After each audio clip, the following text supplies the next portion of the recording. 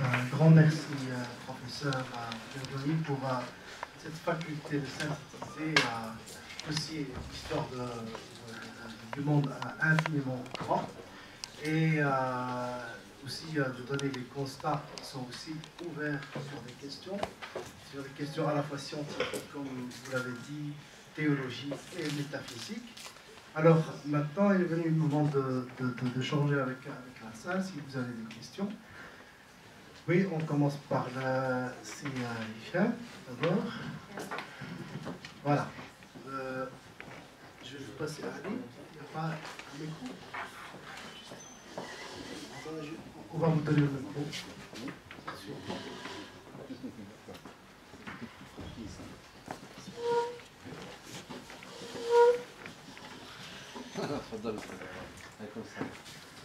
Salam alaikum. Alors tout d'abord, j'aimerais vraiment remercier l'Académie islamique de Bruxelles d'avoir invité donc, les deux éminents professeurs qui sont parmi nous, et j'aimerais les remercier tous deux aussi pour deux raisons.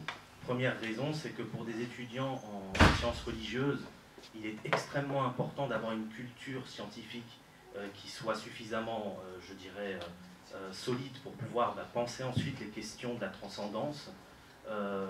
Et la deuxième raison pour laquelle je vous remercie, c'est que pour avoir fait un peu de sciences dures quand j'étais dans une autre vie, on va dire, je sais qu'on ne peut pas vraiment comprendre des données, notamment de sciences physiques, sans rentrer dans les équations.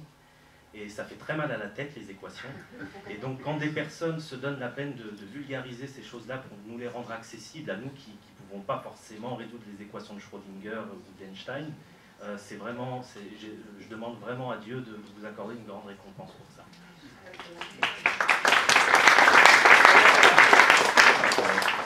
Donc du coup, en fait, j'aurais deux questions, je vais être gourmand. Une question sur la mécanique quantique et une question plutôt de cosmologie. Sur la mécanique quantique, en fait, c'est par rapport à cette idée que la mesure va forcer une particule à prendre un état particulier. Pour certains vulgarisateurs que j'ai pu entendre, c'est la preuve de l'existence de la conscience. En fait, la conscience a un effet sur le réel, voire même pour certains, la conscience, l'observateur, fixe le réel. Maintenant, il y a d'autres vulgarisateurs qui disent attention, c'est pas aussi métaphysique que ça. Quand on parle d'observation, en fait, on parle de mesure, et vous avez prononcé ce mot-là plusieurs fois, et que en fait, c'est la mesure, c'est le fait d'interagir avec la particule qui va la forcer à prendre un état. Et donc, en fait, c'est mystérieux, certes, c'est très contre-intuitif, mais il n'y a rien de métaphysique là-dedans. Enfin, d'après eux, il n'y aurait rien de métaphysique. Et donc, j'aurais aimé savoir quelle interprétation vous favoriseriez. Et alors, sur la question de cosmologie, en fait, c'est par rapport à la question du Big Bang, qui est utilisée par beaucoup, je dirais, d'apologètes musulmans pour, en fait, prouver l'existence de Dieu, en fait. Hein. L'idée que l'univers, en fait, est une succession de causes, et que donc on remonte forcément à une cause qui n'a pas de cause elle-même, et cette cause, elle serait placée avant le Big Bang. Maintenant, quand on va voir, par exemple, des physiciens comme Étienne Klein, ils vont tirer la sonnette d'alarme en disant attention, ce qui se passe avant le Big Bang, nos équations ne permettent pas de le dire. Et les théories qui sont en vogue en ce moment, par exemple la théorie des supercordes ou la gravité quantique à boucle, ont tendance à montrer qu'en fait ce qui se passerait avant le Big Bang ne serait pas un instant zéro, mais serait en fait une phase de transition entre un univers qui était entré en rétraction et un univers qui repart en expansion. Et donc pour lui, l'instant zéro en fait disparaît dans ces nouvelles théories, et donc voilà, est-ce que c'est vraiment sérieux de continuer à utiliser le Big Bang comme preuve de l'existence de Dieu? Il y a d'autres physiciens, je pense par exemple à Lawrence Krauss, qui a écrit un bouquin qui s'appelle « Universe Born from Nothing », qui consiste donc un univers qui est né à partir de rien, et qui fait le constat, enfin je ne sais pas comment il a procédé, donc je ne suis pas physicien, mais que lorsqu'on enlève, quand on enlève toutes les particules, quand on enlève particules, espace et temps, c'est-à-dire qu'on a un néant, en fait, qu'on a un vide absolu, ce vide a quand même une énergie minimale qui fait que, selon les lois de la physique quantique, quelque chose peut quand même en émerger. C'est-à-dire que le rien absolu ne peut pas exister pour lui. Ces lois, en fait, sont suffisantes pour donner naissance à un univers. Il n'y a pas de raison de postuler l'idée d'un créateur derrière. Et donc voilà, j'aurais aimé savoir, ça revient à poser la question de la pertinence du Big Bang comme preuve de l'existence de Dieu, si je dois résumer tout ça. Voilà, je vous remercie pour votre patience.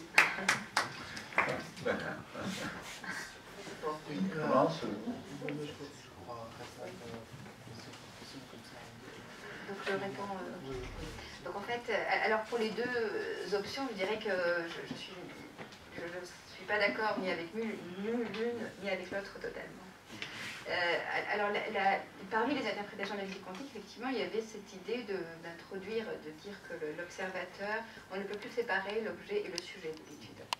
Et que ce schéma-là, effectivement, d'approcher la science avec cette séparation ne tient plus, et qu'effectivement, il faut intégrer l'observateur pour expliquer ce problème, essayer de résoudre ce problème de la mesure. Mais je pense quand même qu'on n'a pas besoin de conscience dans la mesure où il y a quand même des appareils de mesure qui font...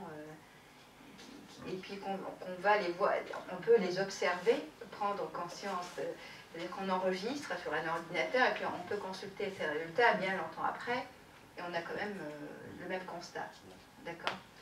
Donc je ne pense pas que cette interprétation qui a été proposée par un physicien sérieux d'ailleurs, j'ai oublié son nom. Ah oui, voilà. Soit, disons, pour l'instant, elle est un peu moins plus difficile à défendre. La deuxième, je ne pense pas que pour l'instant, il n'y ait aucune théorie qui puisse expliquer ce problème de la mesure. Donc il y a quelque chose, pourquoi métaphysique, c'est que on n'est pas capable, je veux dire, les philosophes des sciences, des scientifiques, tous, il y en a beaucoup qui ont essayé vraiment de comprendre ce qui se passe, et c'est quelque chose qui dépasse l'entendement, c'est quelque chose qui dépasse les sens communs. Rien que l'expérience EPR que je n'ai pas détaillée, c'est quelque chose qui, je veux dire, de hasard à deux endroits différents qui sont corrélés, on ne peut rien dire pour expliquer ça, cette corrélation. Donc il n'y a absolument pas la possibilité d'avoir un récit qui se passe localement dans le temps et dans l'espace pour comprendre ça. Et donc, c'est pour ça que certains se sont même posé la question, dans certaines interprétations, s'il ne faut pas repenser notre rapport au temps et à l'espace. Il y en a qui vont introduire des dimensions supplémentaires, ça devient. Et donc, quelque part, toutes ces tentatives, c'est un déploiement de l'imagination. Ce sont des scénarios, des récits qui ne peuvent pas du tout, pour l'instant, et en tout cas, je ne pense même pas qu'on puisse trancher en faveur de l'une ou l'autre des interprétations. Parce que, quelque part, l'expérience a atteint le maximum de ce qu'elle peut donner, cette expérience EPR. Et donc, c'est métaphysique parce que c'est au-delà de la physique, c'est au-delà du critère empirique pour vérifier une théorie. Et donc, on reste dans la perplexité totale. Je veux dire, il y a même des journalistes qui ont fait une très belle vulgarisation de la physique quantique dans un livre qui s'appelle Le Quantique des Quantiques, que je vous conseille. Mais ils ont écrit aussi un autre livre qui s'appelle La métaphysique quantique. Ils ne sont pourtant pas du tout des croyants ou quoi que ce soit, en train de faire du prosélytisme. Ils ont appelé ça métaphysique quantique. Voilà, donc je dirais. Alors sur le Big Bang, oui, le Big Bang, le grand boom, c'est la naissance de l'espace et du temps tel que nous les connaissons. En fait, c'est un modèle. On ne peut pas remonter à l'instant zéro. On ne peut pas observer cet instant zéro. La quasi-totalité des physiciens sont persuadés qu'il y avait quelque chose avant. Alors, il y a plusieurs modèles. On peut imaginer une sorte de mer de particules élémentaires à déterminer, et puis pour des raisons qu'on ne comprend pas bien mais qu'on espère comprendre un jour, ces particules se réarrangent et ça fait l'espace à 3 dimensions et le temps tel que nous le connaissons et la matière telle que nous la connaissons. Il y a d'autres modèles dans lesquels l'univers est pulsant. C'est-à-dire qu'il y a un Big Bang, après l'univers s'effondre sur lui-même, il passe par une phase très chaude où tout est détruit, et puis hop, il y a une sorte de rebond, et ça fait un autre type de modèle. Et il y a aussi des gens comme Lawrence Krauss ou aussi Hawking qui disent que l'univers peut apparaître à partir de rien, en quelque sorte, à partir des simples lois de la physique. Mais on peut se poser la question de l'origine des lois de la physique, parce que c'est bien beau de dire qu'il n'y a pas de particules, qu'il y a uniquement des champs, mais d'où viennent les champs, hein? Un champ, c'est quelque chose de fondamentalement mathématique, c'est de l'intelligence. Hein? On ne comprend pas ce que sont les champs du point de vue métaphysique, du point de vue de leur réalité, d'où viennent les champs. Dans le dernier livre de Hawking, il dit oui, l'univers s'est créé lui-même à partir de la loi de gravitation. Fort bien, mais d'où vient la loi de la gravitation? Et donc c'est ça le problème. Et en fait, on a l'impression que on ne comprend pas pourquoi l'univers est compréhensible. On ne comprend pas d'où viennent les lois de la physique. Et ces lois sont terriblement mathématiques, c'est extrêmement abstrait. Ce n'est pas simplement notre habileté de tous les jours à compter des... Alors quand il y a 1000 ans ou 2000 ans, on comptait je sais pas, des noix, on comptait des moutons, alors après on a appris à compter, puis du coup on arrive à comprendre le cosmos parce qu'on a appris à compter. C'est beaucoup plus fondamental que ça. On ne comprend pas pourquoi l'univers est si mathématique et pourquoi on n'a pas d'autre définition de la matière que les mathématiques. Ultimement, la matière, ce sont des relations très abstraites, des équations dont vous avez parlé. Le problème reste entier, et évidemment, pour les croyants,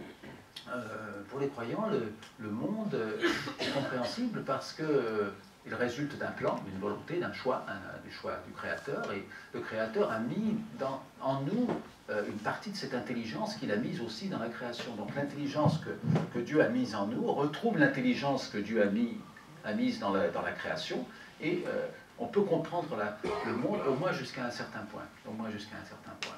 Pour le matérialisme, c'est difficile de comprendre que le monde soit compréhensible. Et c'est juste, pour le matérialiste, le monde est compréhensible parce que c'est un sous-produit de l'évolution, cette compréhension du monde. Hein. On a été habitué à se défendre contre les tigres et à chasser les gazelles, ça a formé notre cerveau d'une certaine façon, et par extraordinaire, ce cerveau est capable aussi de comprendre la mécanique quantique, la relativité générale, etc. Mais c'est un petit peu dur à avaler. Hein. Moi, je trouve personnellement, et effectivement, l'explication en termes de création et de créateur donne une lisibilité au monde comme œuvre de Dieu et comme œuvre d'un acteur intelligent. Merci. D'autres questions? Monsieur? Merci. Bonsoir tout le monde. Donc, j'aimerais vous remercier d'être venu ici faire vos exposés. Alors moi je suis un amateur en fait par rapport à tout ce qui est cosmologie, la mécanique quantique, etc. Et pour comprendre en fait, on est nous-mêmes limités en fait. On est doté de sens qui sont eux-mêmes limités. Donc on ne peut comprendre que ce que nos sens nous permettront de comprendre, aussi développé soit-il. Donc par rapport à la mécanique quantique, on part avec un postulat et on veut forcer une réponse. Oui, c'est par là que tu devrais passer parce que on a un postulat, il faudrait peut-être sortir de ce postulat parce que ça répond à d'autres référentiels, d'autres dimensions, d'autres approches. C'est pour ça que je ne peux pas comprendre en fait. On ne peut pas comprendre tout ce qu'on peut observer en fait. Vous comprenez? Par exemple, excusez-moi parce que je m'exprime peut-être un peu. Tout à l'heure vous avez dit monsieur, elle a des yeux mais elle n'a pas de cerveau. La méduse. Pour moi, ça remet en cause. La méduse, oui. Ça remet en cause l'existence des yeux. Non, mais ça ne remet pas en cause l'existence des yeux. Vous dites qu'elle a des yeux, mais elle n'a pas de cerveau. Mais ça remet en cause même notre cerveau à nous. Pourquoi on a besoin du cerveau pour voir, alors qu'elle, peut-être, voit son cerveau? Ou peut-être, qu'est-ce que le cerveau? Qu'est-ce qu'elle voit d'abord? Qu'est-ce qu'elle voit? Il y a de l'expérience, on a essayé de voir ce que voyait un ver de terre, c'est quand même pas très détaillé. Hein. Oui. Donc, le cerveau est un extraordinaire organe qui permet de donner du sens à ce qu'on voit. Voilà. Et alors, par rapport à l'univers,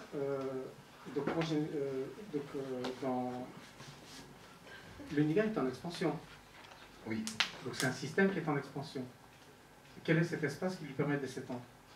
C'est l'espace lui-même qui se dilate et qui entraîne avec lui les galaxies. Donc il faut essayer de se débarrasser de l'idée qu'on a peut-être dans la vulgarisation, où il y a une sorte d'espace vide, il y a un noyau de matière qui explose, et ça envoie des des morceaux partout. L'univers qui répulse, Non, alors, C'est comme un ballon. c'est comme un ballon. Voilà, mais qui ce a- ballon-là, pour qu'il puisse s'étendre, il y a un espace qui lui permet de s'étendre. Non. Cet espace-là, est-ce qu'il y a un autre? Non, parce que justement, les travaux de la géométrie au XIXe siècle, par Riemann, montrent que l'espace dans lequel nous vivons n'est pas le seul type d'espace possible. Il y a d'autres types d'espaces, et on peut avoir des espaces fermés mais illimités,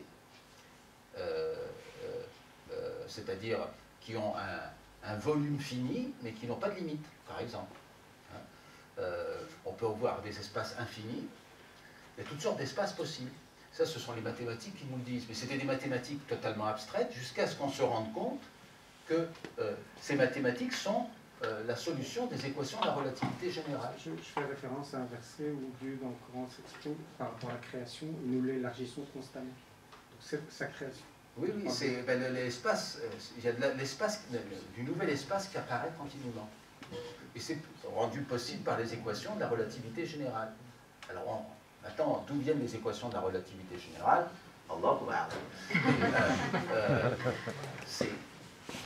C'est possible mathématiquement, c'est possible physiquement. Et en fait, c'est comme un tissu infini qui continue de s'étendre. Vous prenez la suite des nombres, vous prenez une droite c'est infini dans les deux sens, vous pouvez toujours tirer dessus, et tous les points s'éloignent les uns des autres, et la droite est toujours infinie. Et c'est ce qui se passe à 3 dimensions, l'espace s'agrandit, mais il est toujours infini. Alors qu'est-ce que ça veut dire qu'un espace infini s'agrandit? Ça veut dire que les distances entre les galaxies augmentent. Donc on est de plus en plus loin de toutes les galaxies s'éloignent de nous, et toutes les galaxies s'éloignent de toutes les autres galaxies. Mais c'est mathématiquement concevable, mais c'est difficile de se le représenter par une image. Merci en tout cas. Merci.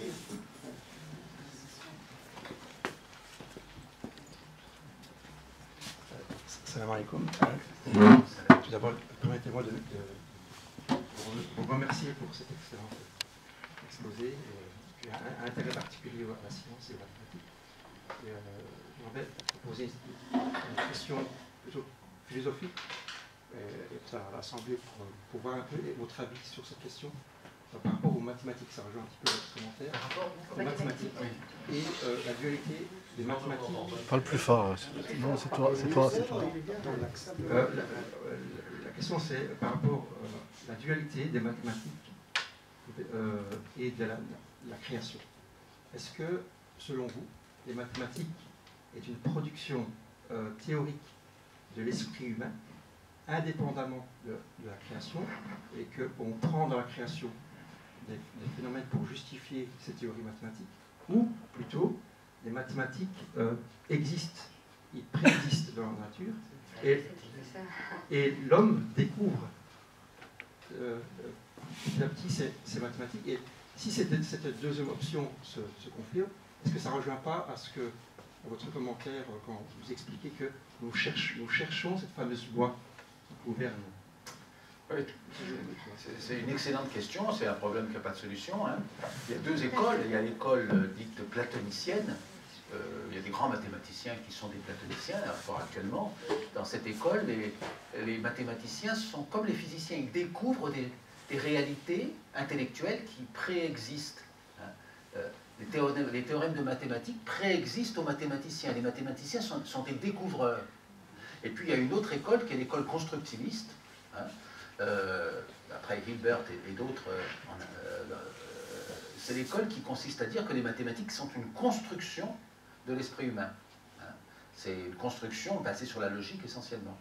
Alors ces deux écoles se sont affrontées pendant longtemps, et puis comme vous le savez, dans les années 1930, il y a eu une grande révolution. On s'est rendu compte qu'on ne pouvait pas construire les mathématiques complètement, qu'il y avait des impossibilités. Bon, c'est les fameux théorèmes d'incomplétude, hein, c'est-à-dire qu'il y a des énoncés qui sont valables donc, et qui, dans un système donné, ne peuvent pas être démontrés comme vrais ou faux. Hein. C'est-à-dire qu'il y a des choses qui sont indémontrables dans un système donné. Donc on ne peut pas construire l'ensemble des mathématiques possibles. Hein. On ne peut construire que des bouts de mathématiques. Et ça a renforcé la position des platoniciens qui disent, ben voyez, regardez, vous essayez de construire les mathématiques, on ne peut pas, hein, les mathématiques on les découvre, il y a des énoncés qui sont vrais, des énoncés qui sont faux, mais peut-être qu'on n'arrivera jamais à démontrer qu'ils sont vrais ou qu'ils sont faux à partir des mathématiques qu'on connaît.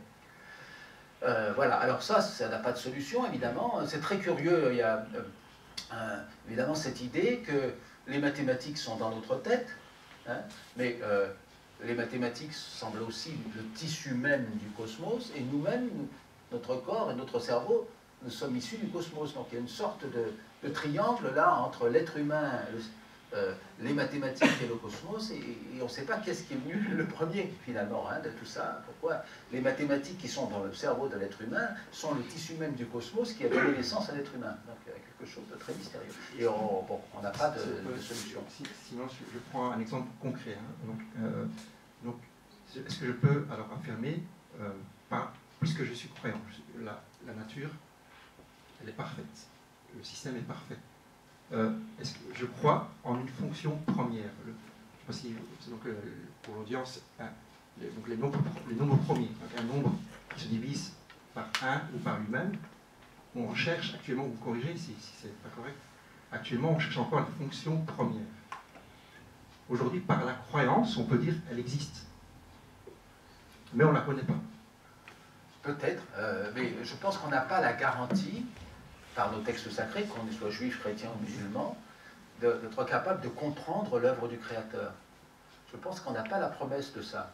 Si vous relisez le Coran ou la Bible ou les évangiles, on n'a pas la promesse d'être capable, en tant qu'être humain, de cerner l'œuvre du Créateur. Et finalement, tout ce qu'on nous a dit là depuis 2 heures, ça renforce cette idée qu'il y a des choses qui nous échappent. Dans la mécanique quantique, il y a des choses qui nous échappent. Dans la cosmologie, il y a des choses qui nous échappent. Dans les mathématiques, il y a des choses qui nous échappent. On n'a pas cette garantie-là. En tant que croyant, on a une autre promesse, hein, qui est celui de la mystérieuse connaissance de Dieu. Donc c'est tout à fait paradoxal, parce que on est fini, hein, on est limité, on n'a pas la capacité de connaître complètement le cosmos, même si on peut connaître quelque chose du cosmos. En revanche, on vit avec la foi dans une connaissance qui est celle de Dieu. Et ça, c'est vraiment très mystérieux et ça doit nous faire réfléchir en tant que croyants. Je voudrais juste répondre rapidement pour la première partie, ça rejoint peut-être votre question.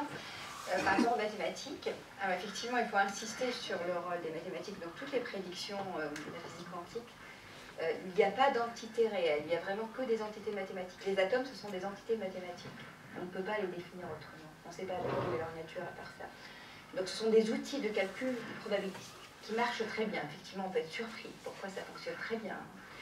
Mais quand même, pour la construction des mathématiques, c'est pas le domaine évidemment de maîtrise, mais par exemple, l'idée qu'on a quand même des intuitions qui nous guident. Par exemple, le fait qu'on construit des ensembles à partir des propriétés communes à leurs éléments, ça c'est parce qu'on a une intuition qui nous vient de nos sens communs.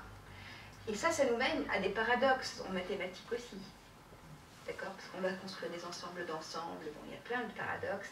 Je vous conseille à ce propos le livre d'Hervé de Virne, qui a une partie sur les paradoxes des mathématiques et ensuite une autre partie sur la physique quantique.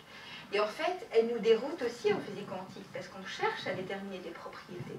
Et c'est peut-être pas la bonne façon d'aborder. Peut-être qu'on se trompe là-dessus. Vous parliez peut-être de ça tout à l'heure dans votre question. C'est qu'on cherche des propriétés et là on se retrouve face au constat qu'on ne peut pas attribuer de propriétés indépendamment de notre mesure, qu'on n'a aucune idée sur ce que attribuer une propriété, une valeur à une propriété. Voilà. Et donc ensuite, par rapport à... il faut rappeler quand même que les mathématiques, il y a toute une symbolique, disons, dans l'histoire de la pensée islamique. Les mathématiques, et même les mathématiciens, ils ne se contentaient pas de la méthode scientifique telle qu'on la connaît à un niveau réduit, mais il y avait toute une valeur symbolique, spirituelle derrière les mathématiques. Et donc le fait, rien que le déploiement des chiffres à partir de là, il y a toute une science autour. C'est comme la science des lettres. Et cela, c'est effectivement, on n'a plus les clés pour accéder ou pour nécessairement comprendre, aller au-delà de notre science, puisqu'elle avait une portée spirituelle, tout comme les œuvres artistiques d'ailleurs avaient une portée spirituelle. Et on n'a plus les clés de les déchiffrer actuellement, parce qu'on a complètement séparé les deux domaines. Et donc ça devient difficile, dès qu'on essaye d'aller au-delà. On peut très bien déraper, quand on voit l'usage qu'on fait de la physique quantique pour des questions de télépathie, de conscience, etc. On devient méfiant, parce qu'on peut facilement faire des usages, alors qu'on n'a pas le bagage, disons, on n'a pas cette connaissance intime qu'avait quelqu'un comme Edna Dot pour aller au-delà de ces réalités-là, soit mathématiques, soit physiques. Parce que la construction, elle existe aussi en sciences, même physique. Il y a en philosophie des sciences, on parle de constructivisme, que toutes les sciences se construisent aussi. C'est pas quelque chose qui est encore figé, c'est pas une image sur le monde tel qu'il est. Justement, vous avez évoqué le livre de Zwirn, le Zwirn des limites de la connaissance. Et Ah là, oui, voilà. il dit que la science annonce ses incertitudes avec certitude. C'est paradoxal quand même. Donc, j'ai jamais entendu que la science annonce ses certitudes avec certitude. Mais, je ne savais pas qu'elle avait écrit parce que j'avais écrit aussi. Alors, comment est-ce possible? C'est-à-dire, est-ce qu'on est vraiment certain d'annoncer ces limites de la science ou de la connaissance? Oui, mais c'est ça qui fait sa beauté aussi, c'est qu'elle est capable de... Il y a un autre paradigme, il y a d'autres interprétations matérialistes, justement, qui disent, bon, c'est question de temps, peut-être. Non, justement, en physique quantique, c'est non. Pour moi, c'est catégorique. Et c'est certain. Donc c'est vraiment, et surtout avec l'expérience EPR. Et puis il y a eu même toutes les failles possibles qui ont été critiquées dans cette expérience pour essayer de voir s'il n'y avait pas quelque chose. Mais là, c'est quasiment affirmatif. Et on ne peut pas le renier. Et pourtant, il y a des physiciens qui continuent à renier. Et de ne pas y croire, vouloir y croire. Et donc, c'est impossible d'attribuer une propriété à un électron ou un atome avant la mesure. Donc on ne sait même pas quelle est la nature de la matière. On ne sait même pas ce qui existe vraiment. Et comment définir l'existence d'un objet? À cette échelle, évidemment. Je ne suis pas pour une extension et généralisation à nous, les êtres humains. Parce que la biologie quantique, c'est un domaine qui est sérieux, mais qui est quand même encore à ses débuts. Donc effectivement, ça pourrait intervenir au niveau de l'ADN, mais on ne peut pas aller au-delà et tirer la physique quantique en dehors de son champ. Il faut rester quand même prudent. Il y a une autre question Romain?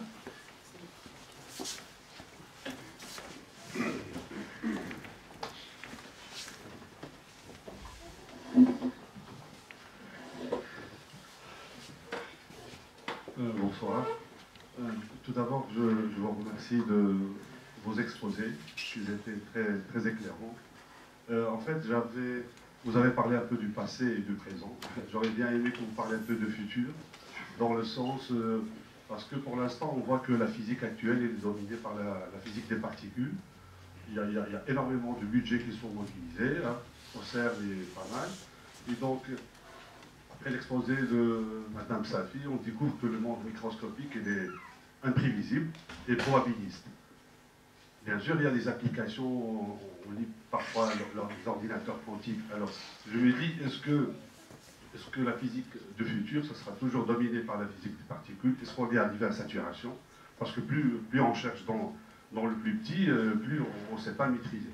Peut-être qu'il y aura toujours des applications. On ne connaît pas l'électricité, mais voilà, la nature, mais on l'utilise. Et donc, quels sont vos pronostics par rapport à ça? Et alors, en cosmologie, j'ai encore une question, c'est le modèle standard, normalement, tout le monde travaille sur le modèle standard, il n'arrive pas à expliquer les trous noirs, la matière noire, on l'entend aussi, donc voilà, comment vous voyez, selon le modèle standard, quel est le futur, comment il prévient et il voit un peu le futur, et donc, pourquoi? Parce qu'on voit qu'il y a toujours des budgets, des cendres, on va partir faire. Mais je dis, qui motive le plus? Est-ce que, par exemple, pour l'instant, est-ce que ça serait mieux d'aller chercher un petit peu dans les trous noirs, parce qu'on nous dit que, voilà, en passant par un trou noir, peut-être qu'on va trouver un autre univers, ou bien on va se fixer sur les exoplanètes. Donc, quelqu'un de l'extérieur, voilà, on se dit, est-ce que c'est uniquement les applications qui mobilisent? Parce que, voilà, on peut, voilà, c'est par rapport à ça. Comme ça, je reste.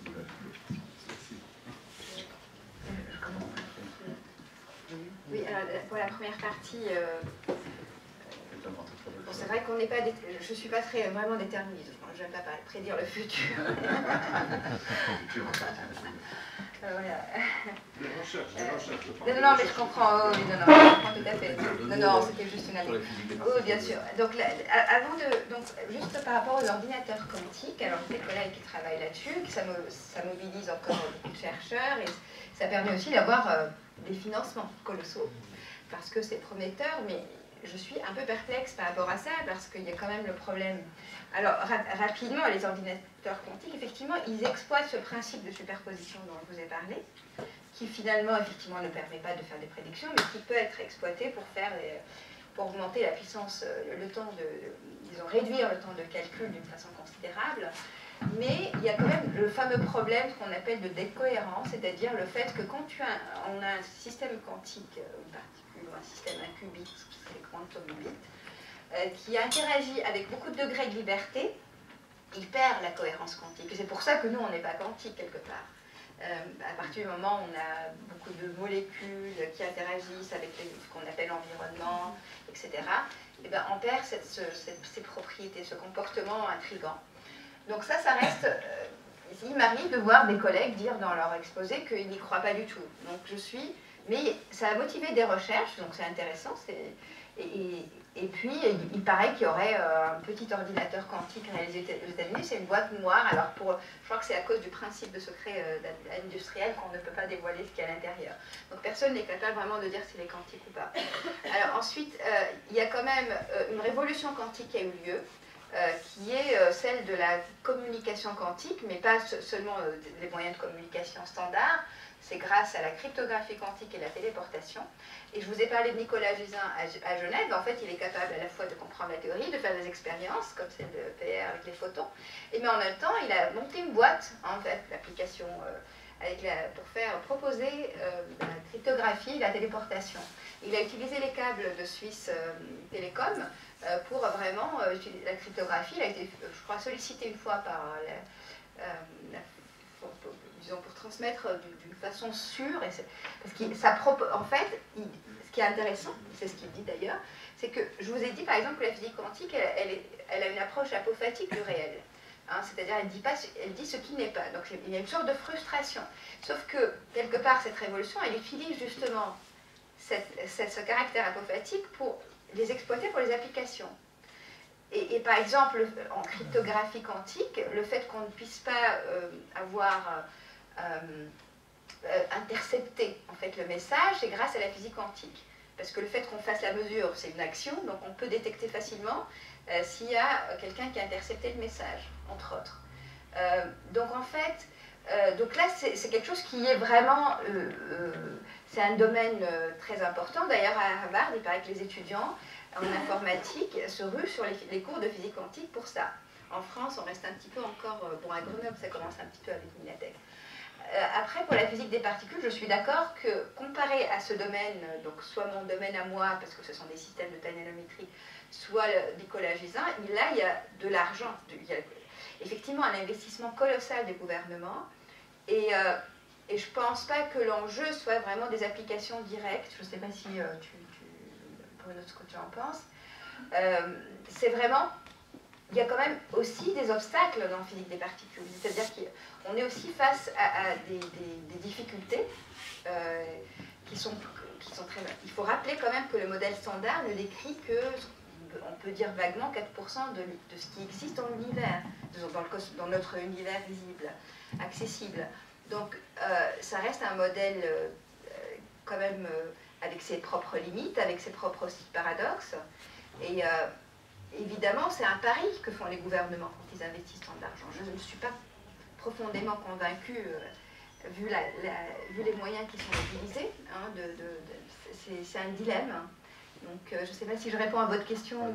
Peut-être pour compléter ce que tu dis à propos de la physique des particules, on a construit le LHC à Genève pour détecter le boson de Higgs, qui était la dernière particule qui manquait dans le modèle standard de la physique des particules. On a trouvé le boson de Higgs et on espérait que le LHC permettrait de trouver la piste pour aller au-delà du modèle standard, puisqu'on sait que ce modèle standard de physique des particules n'explique pas l'énergie noire, la matière noire, l'existence de la matière par rapport à l'antimatière, enfin l'existence dominante de la matière par rapport à l'antimatière. Et jusqu'à présent, le LHC n'a pas donné de piste. Donc il y a quelques jours, on a vu dans la presse le projet émerger d'un grand accélérateur de particules encore plus grand que le CERN, hein, que le LHC, ça fait 100 km de circonférence, et qui pourrait nous permettre peut-être de découvrir des pistes sur ce qui est au-delà du modèle standard, mais on n'est pas sûr, bien sûr, du résultat. Et c'est un investissement de 25 milliards d'euros. Alors évidemment ça paraît beaucoup, mais quand on voit les budgets de l'armement au niveau mondial, on se dit que c'est quand même pas grand-chose. Je suis allé aujourd'hui, juste pour dire un petit peu une petite anecdote, j'étais au CNRS aujourd'hui, c'est le 80e anniversaire du CNRS, tous les deux nous sommes au CNRS, donc le Premier ministre de la France qui est venu, il y avait un historien du CNRS qui nous a raconté le début du CNRS juste avant-guerre avec Jean Perrin, grand physicien français, et il n'y avait pas d'argent pour la recherche, il y avait 0 € pour la recherche, l'argent venait de l'enseignement à l'université qui était détourné par les scientifiques. Et donc quand Jean Perrin est allé voir le ministre pour retrouver de l'argent, il a dit mais il y a le ministre de la Défense, Maginot, qui est en train de construire une immense structure là pour empêcher les Allemands de venir en France. Donnez-nous un petit peu d'argent sur ce, il y a bien en grattant les fonds de tiroir, donc ils ont eu un petit peu quelques millions de francs à l'époque. Et vous savez l'utilité qu'a eu la ligne Maginot en 1940, hein, parce que, bon, en Belgique, voilà, les Allemands sont passés par chez vous pour arriver chez nous. C'était vraiment de l'argent fichu par la fenêtre, par les fenêtres, et parfois on se dit qu'on gaspille beaucoup d'argent pour des choses terriblement inutiles, voire même destructrices. Voilà, peut-être qu'il vaudrait mieux mettre ces 25 milliards d'euros dans ce grand accélérateur de particules, mais on n'a aucune garantie de trouver quelque chose. Je prendrai une dernière question. J'avais vu quelqu'un qui a levé la main ici. Oui.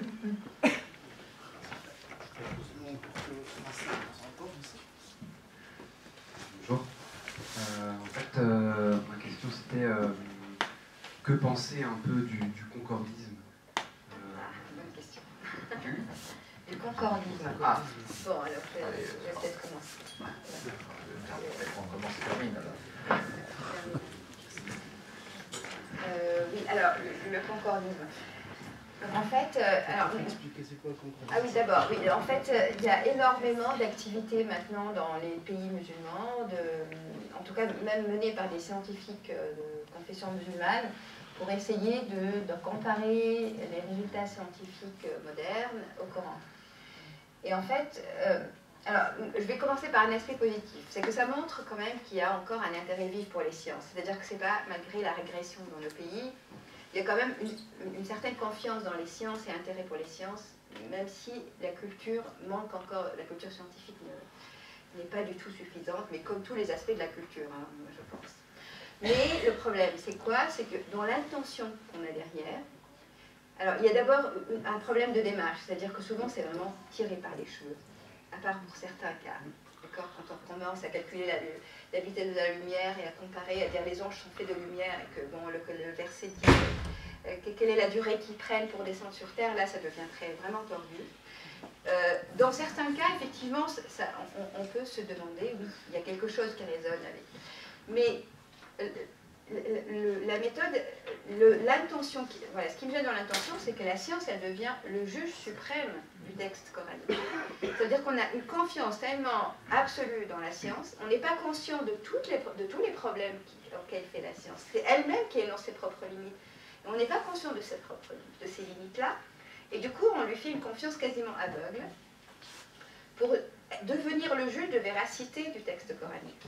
Par façon, être conscient de qu'est-ce que la science aussi. Et voilà, et il n'y a pas, en fait le problème, et pour moi c'est aussi le problème du fanatisme religieux, c'est qu'il n'y a pas d'épistémologie à côté.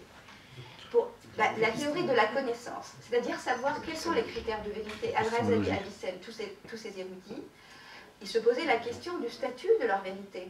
Ils se posaient la question comment atteindre la vérité. Comment est-ce qu'on peut dire que tel verset veut dire cela, ou comment est-ce qu'on peut dire qu'on peut raisonner de cette façon? Quels sont les modes de connaissance? C'est une question qui a toujours été au cœur en fait des débats. entre ces érudits musulmans. Elle est absente actuellement du champ à la fois religieux, mais aussi de ce champ du concordisme. Donc on n'est pas au courant de toutes les options, y compris le constructivisme, qui est une option, qui est tout à fait défendable, pour aussi mettre la science dans un contexte, pour aussi rappeler que la science n'a pas une vue holistique des choses, puisqu'elle est obligée de réduire jusqu'à un certain degré de simplification pour pouvoir aborder sous un petit angle, je dis parler de 4% tout à l'heure, mais à tous les niveaux. Et donc, mais ce que je trouve intéressant, c'est la démarche. Pourquoi je me suis intéressée à ce livre qui s'appelle donc La clé des témoins, donc écrit par le Cheikh Alawi au début du XXe siècle, c'est parce que je pense qu'il offre un autre point de vue plus intéressant. C'est-à-dire que lui, effectivement, il s'inspirait du Coran. Il disait même recevoir l'inspiration pour énoncer quand même, pour proposer une cosmologie assez étonnante. C'est-à-dire qu'il parlait déjà du Big Bang avant qu'on en parle, effectivement, avant sa découverte, avant qu'il soit vraiment d'ordre scientifique. Il parlait d'autres soleils, de l'héliocentrisme, mais il ne le faisait pas pour dire « Ah, regardez comme je suis génial et vous devez me croire ». Donc c'était... Pour lui, en fait, c'est très important de contempler le cosmos parce que Abdelhak a parlé de signes, de l'ayat. Et donc, c'est parce que Dieu a besoin d'un support de manifestation pour qu'on le contemple, comme les êtres, en fait. Et donc, c'est là où le cosmos prend sa valeur. Voilà, je vais peut-être arrêter là. Pas mieux. Donc, je vais peut-être terminer par une question qui n'est pas très catholique. C'est-à-dire musulmane. Surtout vu le paradigme scientifique qui règne maintenant, et qui est qualifié par certains de matériel quand même, de réaliste. Bon, alors, je suis intrigué par certains, je vais faire entre guillemets expérience, notamment qui a été présentée il y a 2 ans en Suisse sur l'esprit humain. Le cas de Nicolas Fraisse, si vous avez peut-être eu connaissance, a été, par exemple, ça a été présenté par Johnston dans une rencontre vraiment très immense. Je ne sais pas ce que vous êtes. Et ça a été étudié par une équipe suisse, donc une neurologue et un psychanalyste. Et ce genre de recherche, bien sûr, ils foisonnent aux États-Unis, tout ça. Mais ce qui m'intrigue ici, c'est qu'il y a quand même qu'on apprend beaucoup de choses sur l'esprit humain, sur des choses qui ne sont pas dites dans ce qu'on appelle les neurosciences, par exemple. Et alors je me dis, comment alors la communauté scientifique qui adhère à ce paradigme qui est tout à fait matérialiste, bon, comment il passe à côté de ce genre d'études? J'ai vu aussi l'amertume de cette équipe, une équipe de scientifiques qui présente son travail, l'amertume de voir que quand même, c'est un observatoire qui a reçu des sous aussi de recherche et tout ça. C'est une première, je crois, en Europe, mais qui a présenté une expérience extraordinaire de Nicolas Fraisse, pour un peu résumer les choses. C'est un jeune homme qui arrive à, comme ils ont dit, à sortir de son esprit pour aller ailleurs, voir ailleurs, tout ça. Ils ont fait 2 ans d'expérience sur lui pour arriver à tester certaines expériences. Bon, moi, je reste un peu sceptique peut-être par rapport à ça, mais présenté par des scientifiques qui ne sont pas des croyants aussi. Des scientifiques qui adhèrent, qui sont issus de ce paradigme matérialiste. Alors, moi, ma question, c'est vraiment, on voit comment alors les scientifiques passent à côté de ce genre de choses, d'expériences, et comment leur vision, vraiment, elle peut se prétendre réaliste, descriptive de la réalité, bien d'une particulière, sans tenir compte de ce genre d'études, phénomènes, ce que vous voulez. C'est pourquoi il n'est pas très catholique, parce qu'elle sort un peu de... Oui, je ne connais pas l'expérience en question, mais je vois un peu le genre d'expérience, il y en a d'autres. Il faut voir que les neurosciences sont prisonnières d'une vision ultra-matérialiste depuis quelques décennies, depuis l'essor des neurosciences, une vision dans laquelle tout est réduit à des phénomènes physico-chimiques. Et donc, quand vous voyez une voiture arriver devant vous pendant que vous traversez la rue, voilà, là, il y a l'image qui est traitée, qui arrive sur votre rétine, elle est traitée par le cerveau, active des zones de la mémoire où on dit voiture égale danger. Du coup, à ce moment-là, il y a un influx nerveux qui part vers les jambes et vous vous mettez à courir. Et dans cette vision-là, la conscience est totalement inutile. C'est-à-dire qu'on est une machine, et une machine qui a été formée, qui a été façonnée par notre histoire, hein, et on sait que les voitures sont dangereuses, on sait qu'il ne faut pas s'approcher du feu parce que ça brûle, etc. Et on n'a pas besoin de la conscience. Donc pour eux, la conscience n'est qu'un sous-produit, finalement, de ces processus physico-chimiques. Et on est prisonnier de cette vision-là, et toutes les équipes alternatives ont beaucoup de difficultés à se faire entendre. Alors moi, il me semble que c'est une vision de l'état des neurosciences actuellement, hein, parce que les sciences changent. Hein. La physique a été très déterministe et matérialiste au XIXe siècle, et au début du XXe siècle, elle a connu des révolutions. Il y a 20 ans ou 30 ans, la biologie moléculaire était très matérialiste, et c'était le tout génétique. Hein. On allait déchiffrer le code génétique, et on allait trouver le gène de chaque caractéristique de l'être humain, le gène de chaque problème de l'être humain. Et on s'attendait à ce que l'être humain, qui est quand même la créature la plus développée, ait beaucoup plus de gènes que les autres. Et on s'est rendu compte que l'être humain avait très peu de gènes, il a 30 000 gènes, il a moins de gènes que la grenouille ou que le blé. Donc on a, avec ce peu de gènes, on arrive à faire des êtres humains qui pensent, qui font de l'art, qui prient, qui font des sciences, etc. C'est-à-dire qu'il y a autre chose que la génétique. D'ailleurs, la science s'y intéresse, c'est ce qu'on appelle l'épigénétique. C'est le développement, l'expression des gènes qui dépendent de l'environnement. Donc c'est très compliqué, et on est un peu sorti de cette vision très simpliste du tout génétique. C'est-à-dire tout est dans les gènes et le reste ne compte pas. Et je crois que les neurosciences sont un peu dans cette phase-là, pré-révolutionnaire en quelque sorte, où ça marche bien, on arrive à faire de l'imagerie du cerveau, donc on est persuadé que le cerveau ce n'est que ça. Et en fait, on laisse de côté l'essentiel peut-être. Et j'espère, Inch'Allah, que dans quelques décennies, les neuroscientistes découvriront d'autres visions, d'autres conceptions du cerveau, et qui réaliseront à quel point cette vision matérialiste était naïve et finalement très insuffisante pour décrire la richesse de l'expérience humaine. Justement, je voudrais aussi souligner l'importance pour moi de faire connaître le paradigme de la physique quantique, les scandales de la physique quantique. Je pense qu'il y a vraiment moyen de les vulgariser davantage. Ils ont un intérêt d'abord pour même les neurologues, parce que même je vous dis même, il y a des physiciens dans mon laboratoire qui ne discutent même pas de ces énigmes, de la non-localité, de ces expériences, parce qu'ils appliquent la physique quantique comme un outil, comme une recette. Et il y a aussi des neurologues qui ne sont pas conscients non plus de ces énigmes-là, et qui continuent à considérer que la matière, ce qui nous compose, à être dans ce schéma, parce que je vous ai dit, oui, le tout est fait de ces parties, même cette image s'effondre. Rien qu'en physique des particules, on a quand même des particules qui changent de nature, on va dire. Ce sont des énergies qui se transforment. Donc, c'est comme les atomes qui sont éphémères, en fait. Elles peuvent être éphémères. Elles n'ont pas d'identité. Le principe d'identité elle-même ne tient plus. Mais on est toujours affecté par ces 4 principes d'Aristote. Et en fait, c'est utile d'abord pour les scientifiques et les neurologues d'être conscients de ces limites, mais c'est aussi utile, ça serait utile pour moi, les fondamentalistes dans les religions, qui pour moi ont aussi une approche quasiment positiviste de la religion, et qui croient toujours qu'avec leur raison, leur logique, ils sont capables de savoir ce que Dieu leur veut d'eux, ce que le Coran leur dit. Et donc, j'entends, je ne sais pas combien de fois j'entends dire l'islam c'est 1 plus 1 égale à 2.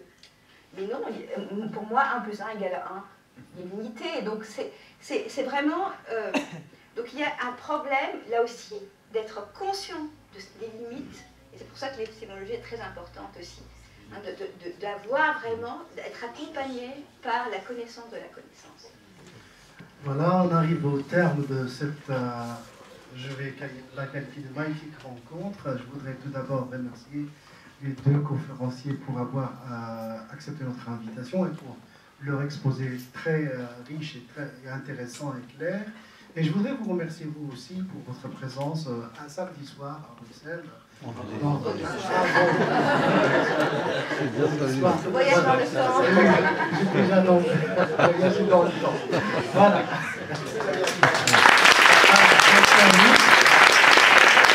justement, pour samedi, il y a une autre conférence demain, Inch'Allah, sur l'épistémologie des sciences islamiques par le professeur Mohamed Abouchadine, qui est membre de l'Académie. Vous êtes invité, Inch'Allah, et je vous invite aussi à suivre notre programme, parce que d'ici au mois de mai, il est très riche. Barakallahu fikoum, salam alaikum.